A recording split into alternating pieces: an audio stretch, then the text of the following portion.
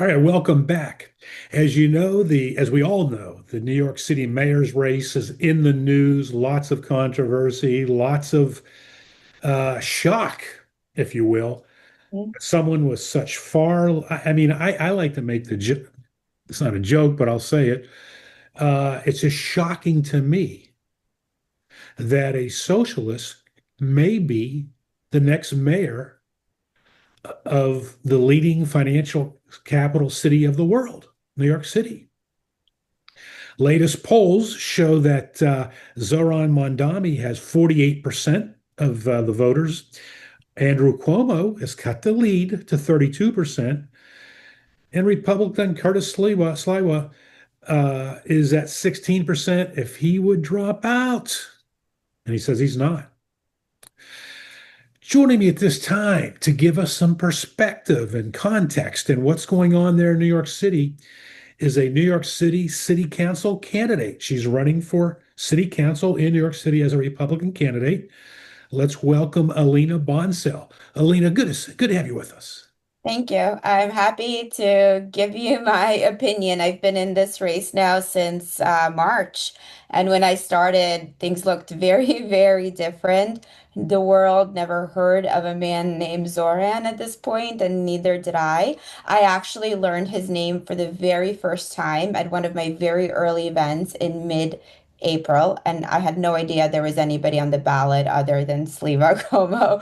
And I was like, who's this guy? And then actually a very interesting thing, the man that told me about him said to me, he's funded by Soros. And I was like, oh, well, I haven't heard of him. And then when he started creating, such a buzz and such a name for himself, then I'm like, oh, he's funded by Soros. So he didn't really actually come out of nowhere, as he likes to create a rhetoric that he did. He probably meticulously planned this. Oh, He yeah. probably a Yeah. year before, and probably received all kinds of training, which presents him.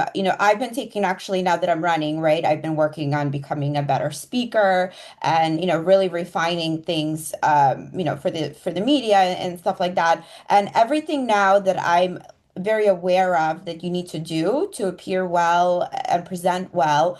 I see that in him. I see he's been very meticulously trained.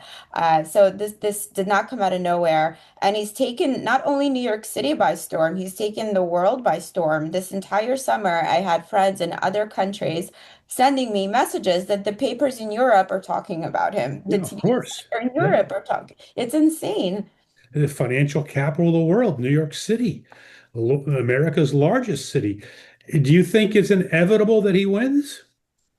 So right now, the polls, as you mentioned, right, are saying that Como is closing the gap, and I do believe it in some way because I've never seen Como work so hard. He literally, like the last month, he would have an event after event after event. He has so many supporters and so many people that are now pushing him through. I was scrolling through social media the other day, and then there's vans of the Orthodox Jewish community in Brooklyn. They're literally renting school buses and bringing themselves there just to vote, just to make sure there is no vote that cannot be voted. It is insane to what people are doing just to protect the Jewish community. So hopefully we'll see what happens. That hopefully the gap is getting closed. And I know Sliva unfortunately is have to fight a bigger battle than he thought he would have to fight because he's losing actually a lot of his base because of this.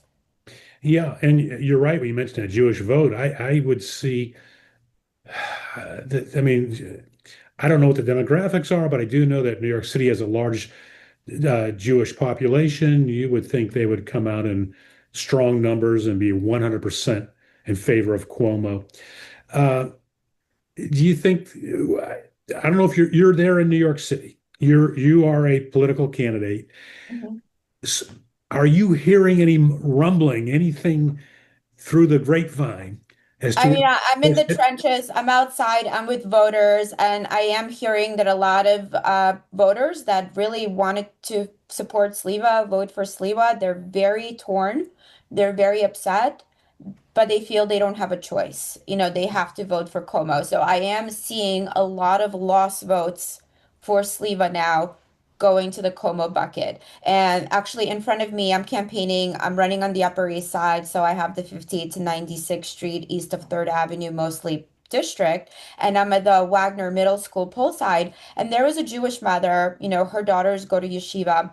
And she voted for Como. And then there was another woman there that said, I voted for Sliva. So this Jewish mother started crying. She Oh, like lost it. She started crying. She's like, you are harming my children. Like that is how they're seeing it. They're so terrified of Zora and they're so terrified for the community, but mostly for their children to be targets of anti-Semitism, of, persecution. It's something my family and I escaped. We came from the former Soviet Union. I was 6 years old. We came in 1989 as legal Jewish refugees. It was under Gorbachev. It was under the word called perestroika, which means restructuring. And we were able to legally be pulled out of predominantly Christian countries, especially ones that were communist and ran like socialist countries at the time, because that type of regime drives anti-Semitism. There is no protection for the Jewish citizens. So this woman understands that. And I think a lot of other people in the Jewish community understand that. And that is what they're terrified about. They're terrified socialism will drive anti-Semitism. And the ones that don't feel Zoran is anti-Semitic, well, there is clearly a big disconnection of how the mind of those people works. And me personally, I've lived it. That's why we came here. That's what my mother is afraid of. I said, what do you think about Zoran?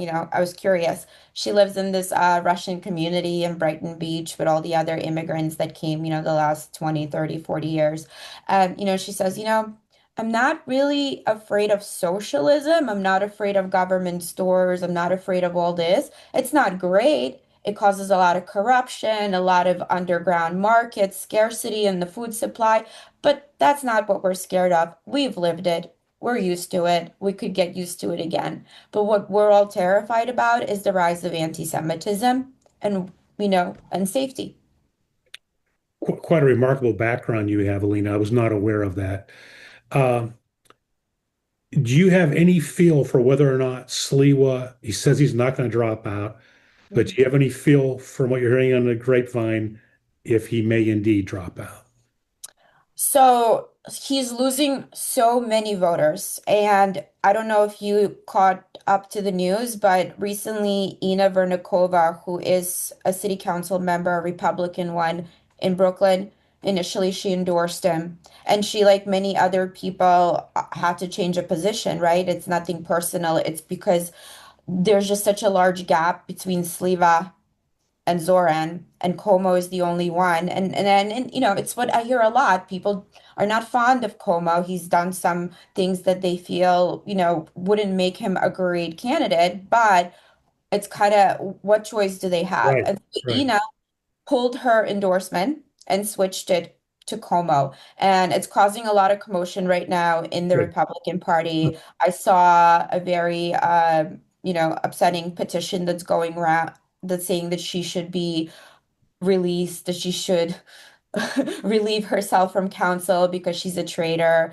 Oh, And it's just so much noise right now that's going on. I like you said, Sliva's not dropping out. He's not a man that would ever drop out. He's not a man that could ever be bullied. He's not a man that could ever be bribed and bought. And to be honest, he ran such a good campaign. He's worked so hard, especially at his age, right? Where Como was just kind of coasting and he was working as hard or harder than Zoran, who is less than half his age.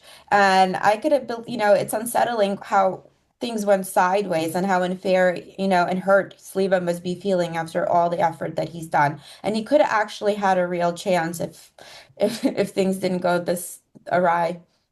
Alina, we really thank you for joining us and giving us the on the street perspective. In our remaining 1 or 2 minutes, how's your campaign going? So my campaign actually is very, very promising. When I started this campaign, there was a lot of noise also, you'll never get anywhere. You're running as a Republican, it's impossible. There hasn't been a Republican, council member at all. And I said, okay, well, let me try, right? If everyone thinks it's impossible, nobody ever comes to bat, and this, it's a self-fulfilling prophecy. So right now, actually, voter turnout is a historical high. It's 50% voter turnout. And what that means that every single registered Republican is voting. Every independent, who's typically more leaning right, is voting. Also, we bought a lot of data, and there's a lot of undercover Democrats posing Democrats, but actually Republicans because they want to have a say in the primaries. And then there's also a lot of disenfranchised Democrats, and there's a lot of Jewish scared Democrats. And everyone is mobilized. And I have such a great team. I built such a strong campaign. I have digital trucks. I have 20 canvassers. We've been campaigning since April while other people have been sleeping, while other people believe they don't need to campaign because they have a name. Well, now my name is everywhere. I'm on all the posters, I'm on all the streets. Everywhere I go, people are recognizing me. So if anybody can flip a seat in this council, this election, it is me. The story, Alina. All right, Alina Bonsell. I appreciate you joining us, and we'll keep an eye. Good luck on your campaign on election day, and we'll see how that mayor's race turns out. Thank you so much. There she is. Oh, what's your website, Alina? It's alinabonsell.com. So ALINABONSELL.com. And my Instagram is alinab.nyc. All right. Back with more right after this.